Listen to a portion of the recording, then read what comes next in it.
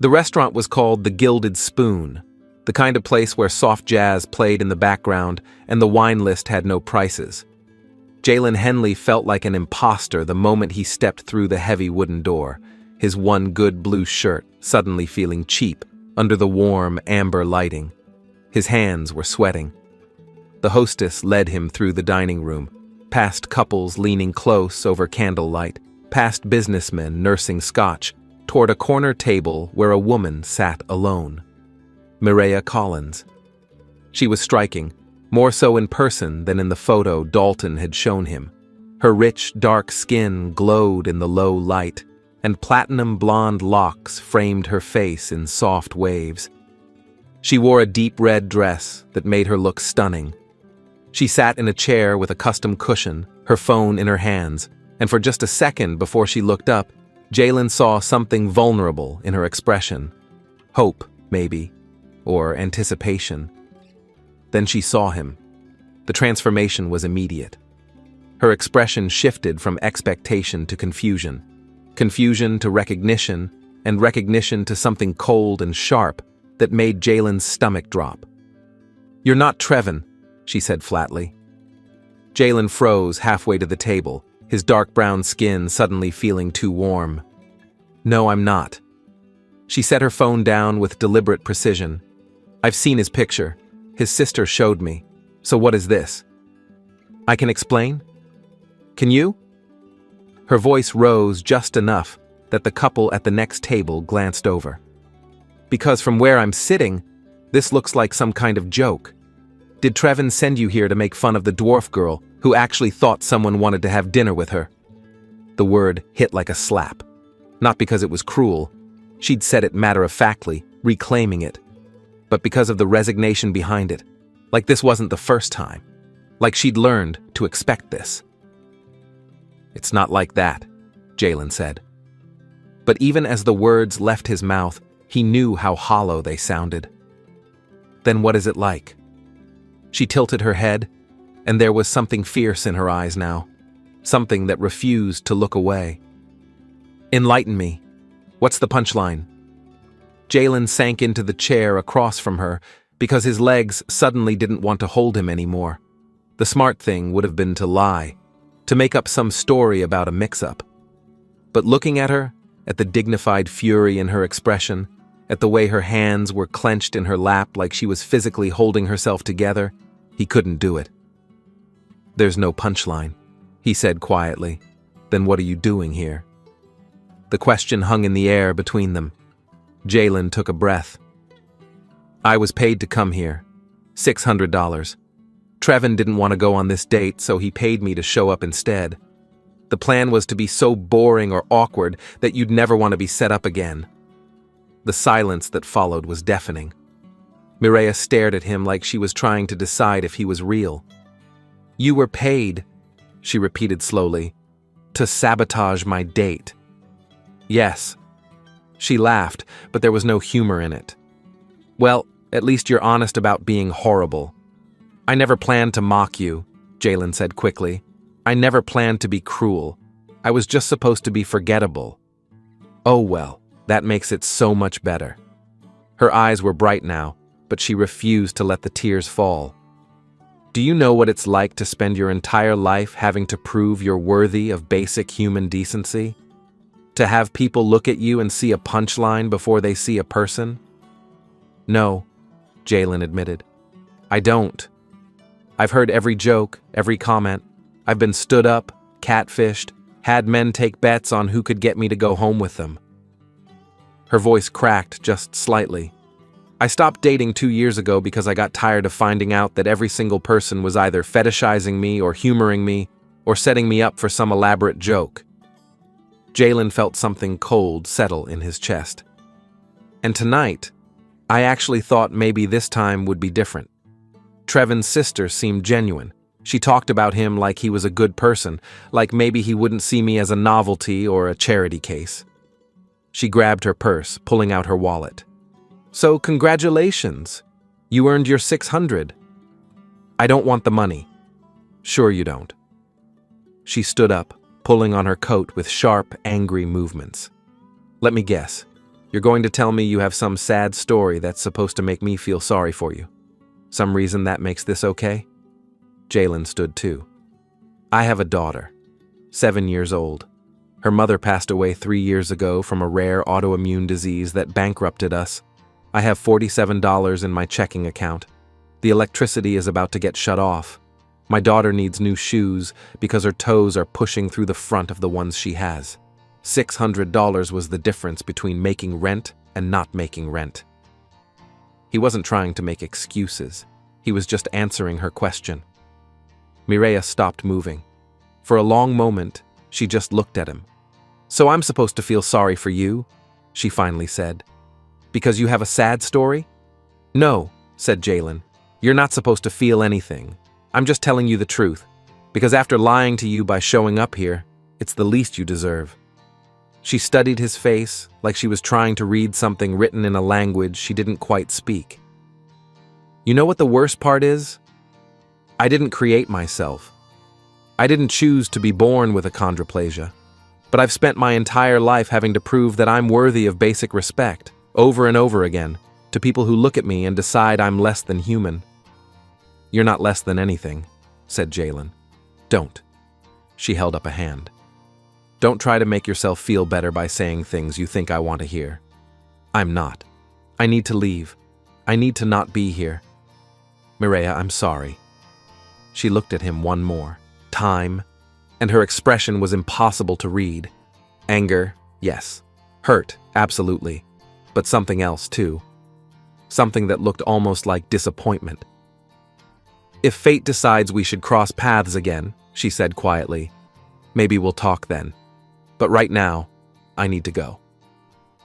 She walked out with her head held high, weaving between tables with the kind of practiced grace that came from a lifetime of navigating a world built for people twice her size. Jalen stood there, surrounded by soft jazz and expensive wine and people who belonged in places like this, and felt the weight of what he'd done settle on his shoulders like a physical thing. The next morning, Jalen drove to Dalton Keller's office in downtown Riverbend. Dalton worked out of a renovated brick building that probably cost more per square foot than Jalen made in a year. The receptionist looked at him like he'd tracked mud across her clean floor, but she buzzed him through. Jay. Dalton looked up from his computer, grinning. His light brown skin and perfectly lined fade made him look like he'd stepped out of a magazine. How'd it go? Did she buy the act? Jalen set $600 in cash on the desk. Dalton's grin faded. What's this? The deal's off. What are you talking about? You already went on the date. She knew I wasn't Trevin the second she saw me, Jalen said. She's not stupid, and I'm not doing this. You already did it, Jay. The money's yours. I don't want it. Jalen turned to leave. You're really going to walk away from $600 over some girl you don't even know? Jalen paused at the door. Yeah, I am. He left Dalton sitting there staring at the cash. Outside, the morning was bright and cold. Jalen sat in his car for a long time, hands on the steering wheel, trying to figure out why returning the money didn't make him feel any better. 5 days later, Jalen was at the Riverbend Public Library with Naya. It was their Saturday morning ritual, the one constant in a life that felt like it was held together with duct tape and prayer. The library was Nia's favorite place in the world. Daddy, did you know that octopuses have 3 hearts? Nia announced, looking up from a book about ocean animals, her dark brown eyes wide with wonder. Her hair was pulled into 2 puffs with colorful barrettes. That's so many hearts, Jalen said. Maybe they have a lot of love to give. Naya considered this, her face scrunching up. Or maybe they get really sad sometimes and need extra hearts in case one breaks. Before Jalen could respond, she'd already moved on. I'm going to look at the horse books. She took off toward the stacks, her sneakers squeaking on the polished floor. Jalen watched her go, this fierce little person who'd somehow kept him standing when everything else had fallen apart. She had Leora's eyes, his late wife's eyes, that same way of looking at the world like it was full of magic. He wandered toward the new releases section, not really looking for anything in particular when he saw her. Mireya Collins was standing near the fiction section, wearing jeans and a cream sweater.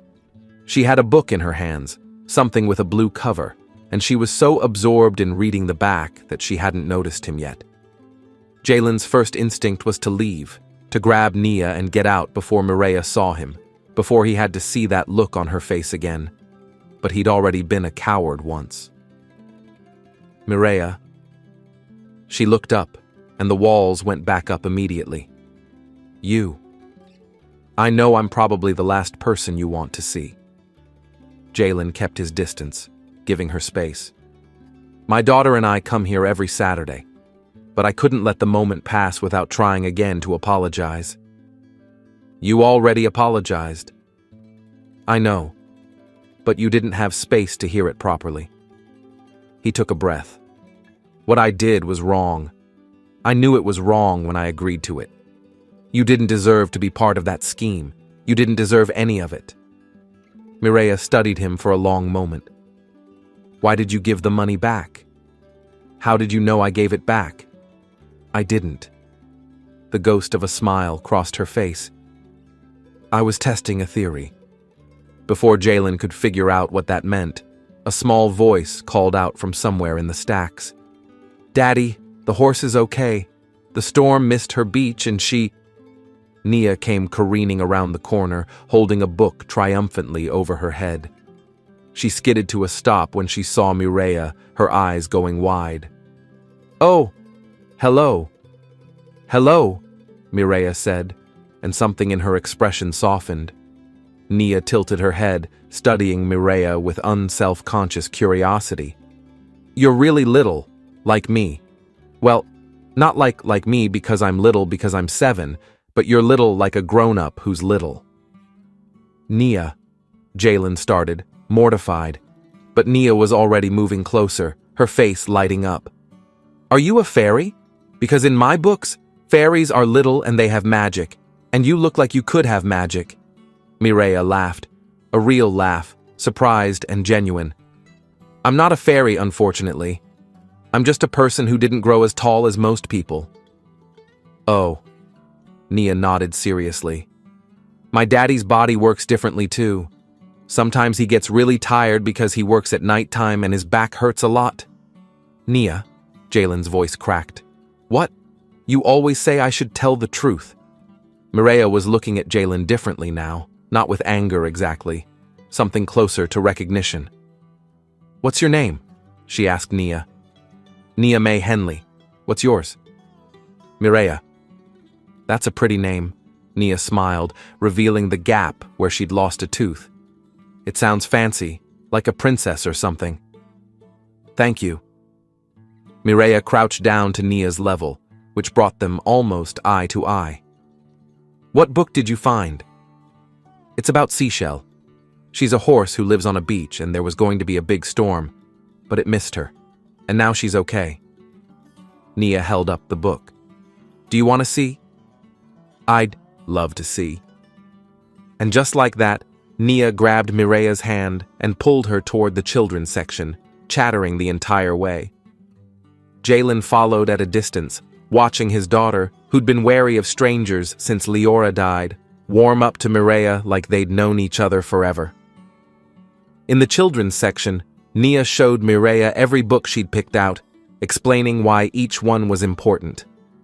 Mireya listened to all of it, asking questions, making observations, treating Nia's enthusiasm like it mattered.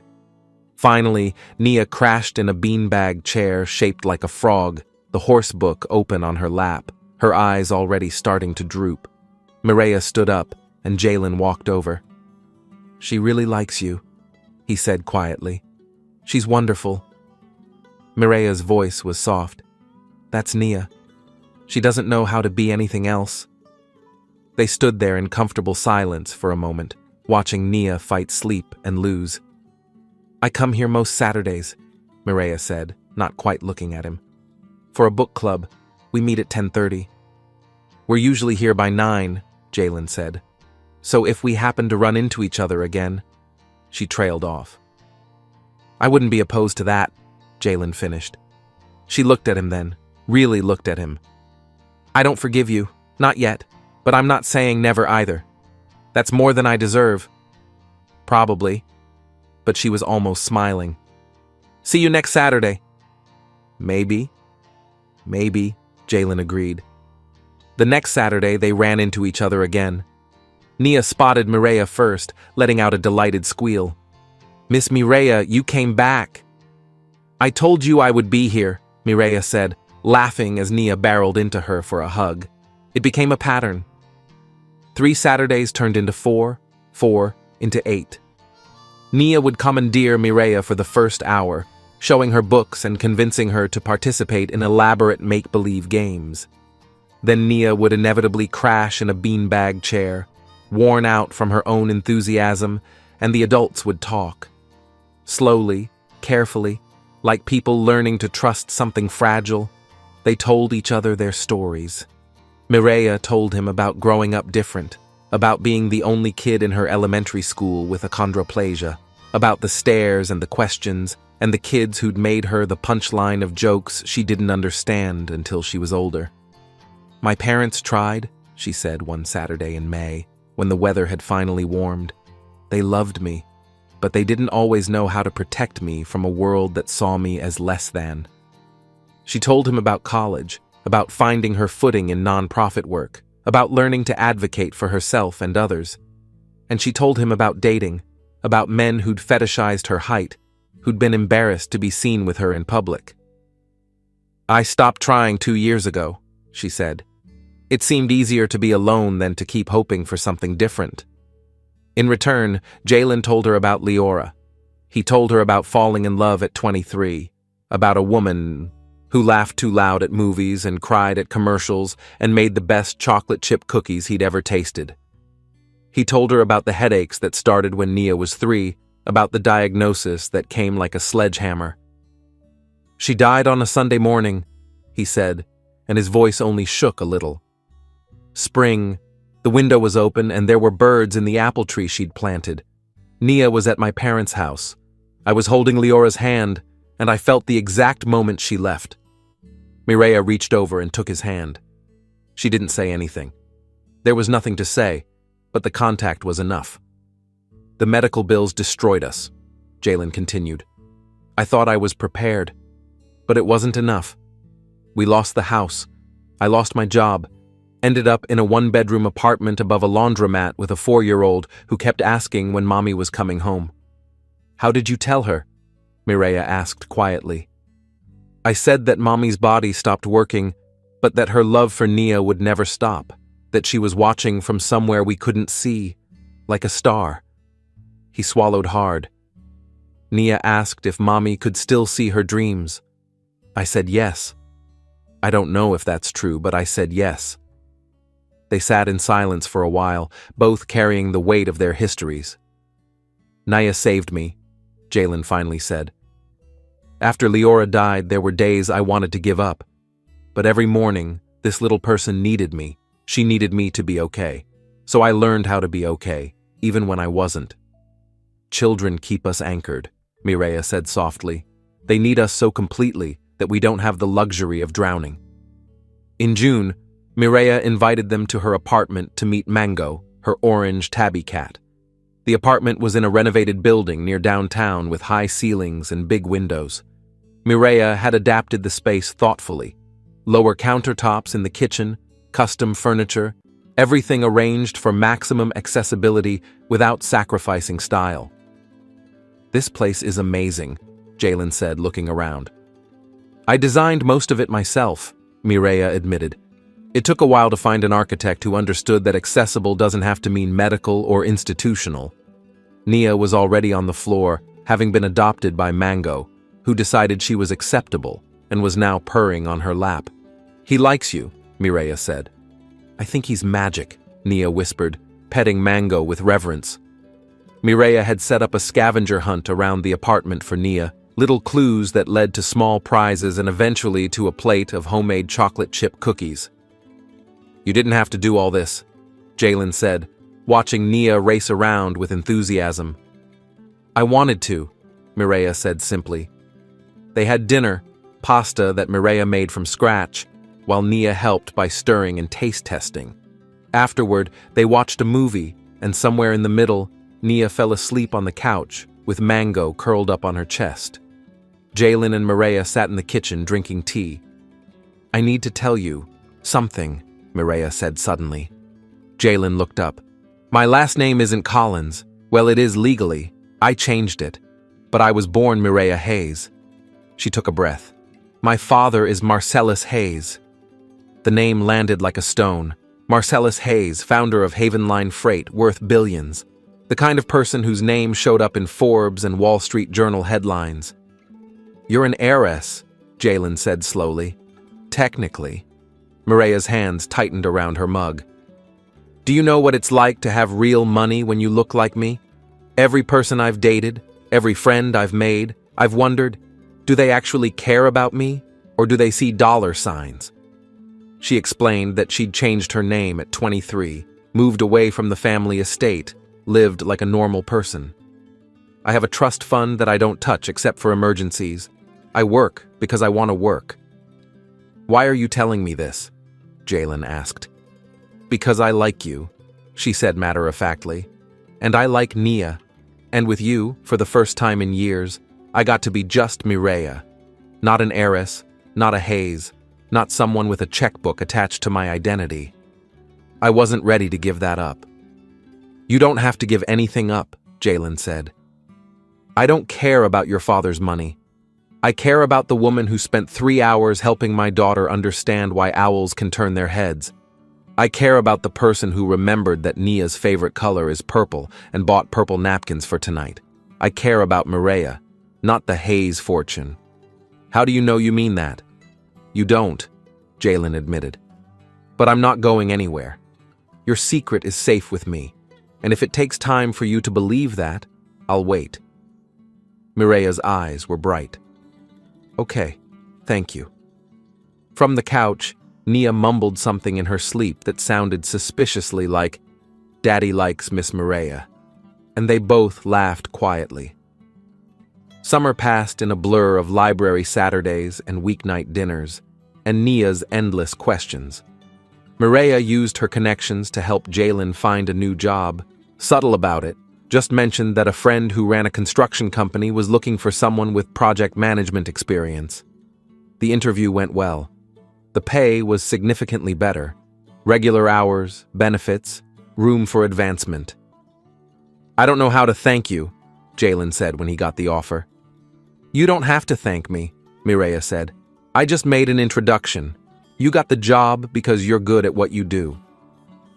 For the first time in 3 years, Jalen could breathe.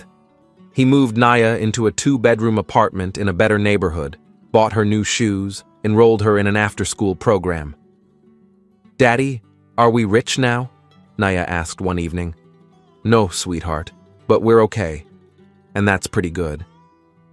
"Being okay is very good," Nia agreed. Then, "I think Miss Mireia likes you. Likes you. What makes you say that?"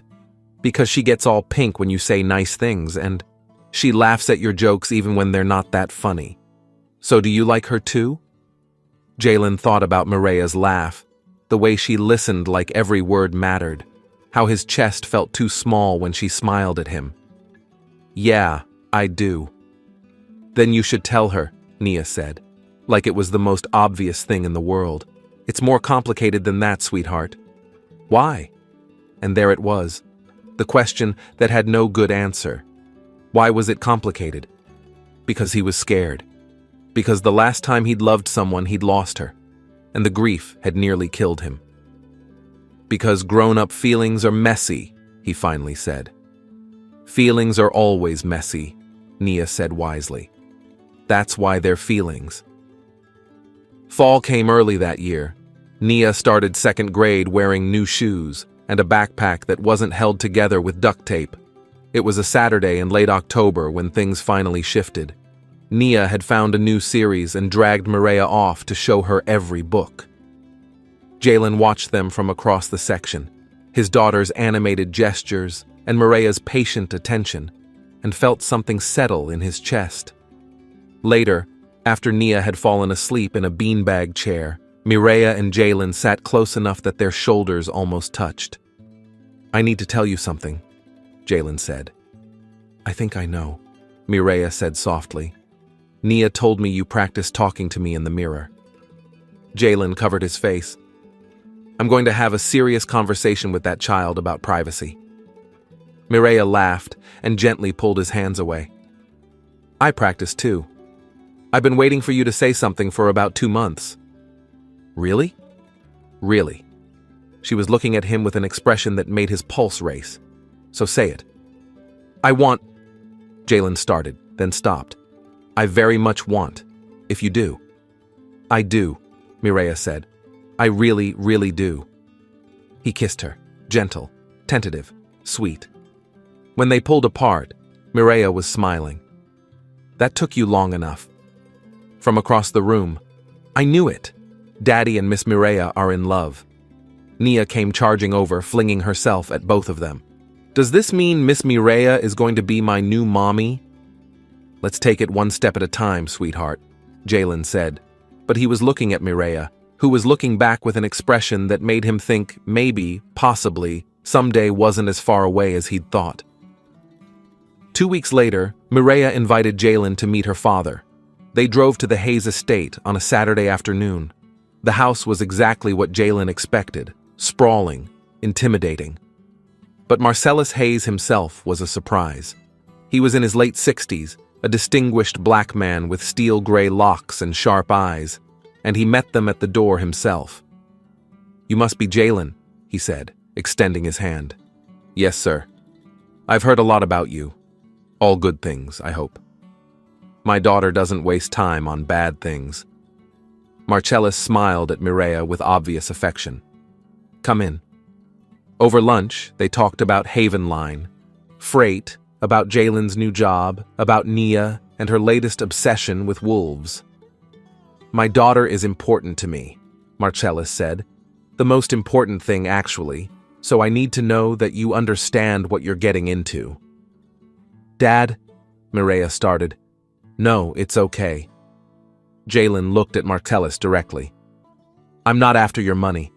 I'm not trying to use Mireya for connections. I'm a construction project manager who drives a 10-year-old Honda. But I care about your daughter a lot, and I'm willing to earn your trust over time if that's what it takes." The silence felt eternal. Then Marcellus smiled. "Good answer. Mireya said you were honest. I appreciate that." As they were leaving, Marcellus pulled Jalen aside. "Take care of her," he said quietly. "She's tougher than she looks, but she's also been hurt more than most people realize." "I won't add to that," Jalen promised. In the car, Mireya was quiet. "That went well, I think," Jalen ventured. "He likes you." She sounded surprised. "Is that bad?" "No, it's just, he doesn't like anyone. He's suspicious of everyone who gets close to me." She reached over and took his hand. "But he likes you, which means you must be doing something right." "I'm just being myself." "I know." She squeezed his hand. "That's what I love about you." The word hung in the air. "Love?" Jalen repeated softly. Mireya's eyes widened. I did mean it, but I didn't mean to say it yet." "I love you too," Jalen said. She stared at him. "Really?" "Really. I have for a while now." She kissed him right there in the car, and it felt like coming home.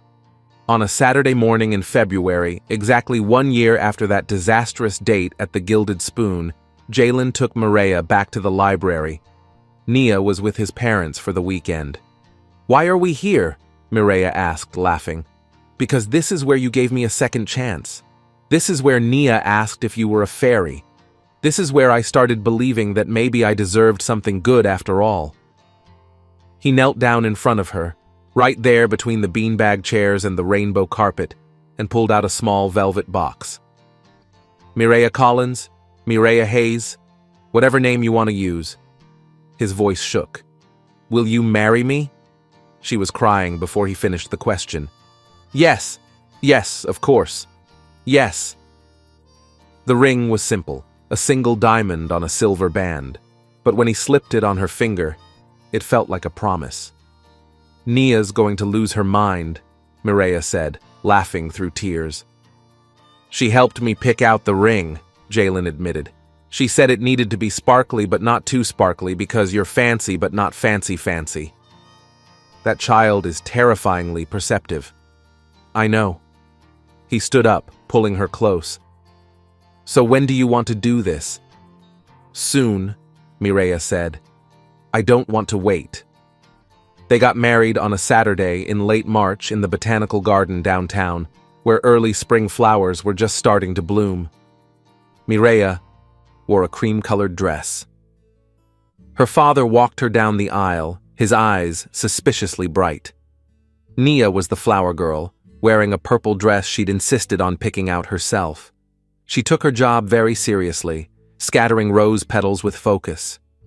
The guest list was small. Jalen's parents, close friends, Mireia's father and stepmother, colleagues from her nonprofit, people who mattered. The officiant was a woman Mireia worked with. "Love," she said, "isn't always the fairy tale we imagine. Sometimes it's messy and complicated and born from our most broken moments. But that doesn't make it less real." Jalen's vows were simple. "Mireia, a year ago, I was a man who'd forgotten how to hope. And then you met me, and you had every reason to write me off, but you didn't. You gave me a second chance I didn't deserve. I promised to spend the rest of my life being worthy of that gift. I promised to show up, to choose you, to build a life with you that honors both our histories. I promised to love Nia with you, and I promised that every single day I will be grateful that fate decided to give us another chance." Mireia's vows made everyone cry. "Jalen, when I met you, I'd built walls so high I'd forgotten what it felt like to be vulnerable. I'd decided that being alone was safer. And then there you were, honest about your mistakes, willing to face consequences, showing up even when it was hard. You taught me that second chances aren't about erasing the past. They're about choosing to write a different future. You and Nia gave me something I'd stopped believing in, a family built on honesty and laughter and showing up for each other. I promise to love you through the hard days and the good ones. Thank you for seeing me. Thank you for staying. Thank you for choosing me." When they kissed, Nia cheered so loudly that everyone laughed. At the reception, Marcellus Hayes gave a toast. "Sometimes," he said, "the worst moments crack us open enough to let the light in. Here's to my daughter and her new family." Nia gave a toast too, standing on a chair. "I knew Daddy and Mireia were going to get married before they knew it," she announced proudly. "And now we're a real family, which means Mango is my brother, and I'm very happy about that." As the evening wound down, Jalen and Mireia stood on the restaurant's patio, watching the sunset. "A year ago, I had $47 and no hope," Jalen said quietly. "And now?" Mireia leaned into him. "Now I have everything." Inside, through the window, they could see Nia dancing with Marcellus, her purple dress twirling as she laughed. It wasn't a fairy tale. It was better. It was real. It was messy. It was built from broken pieces that had somehow fit together into something beautiful. And it was theirs.